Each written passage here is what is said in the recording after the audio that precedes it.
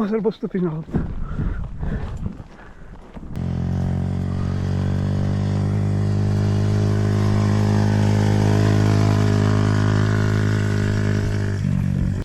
Už teraz ideme dole kopcom takým strmým, teraz ideme takéto tak, co to robím, keď tady chodím, aby vyváženosť i ja, aj ona super. A znovu poď. Hej, aby sa musím učiť. Tak, a teraz do kopca. Povoliť ruky, lebo pri skokoch vždy ju priťahujem. Vždy, keď tak pozerám na tých videách, čo skáčem, to znamená, že ju mám vždy na zubadle, na ruke pritiahnutú. Lesítka, poď moja, poď, poď ešte, poď.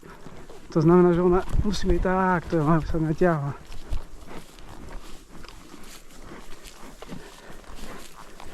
Super.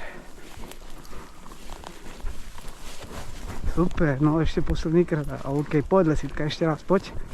Poď, super, to je ono.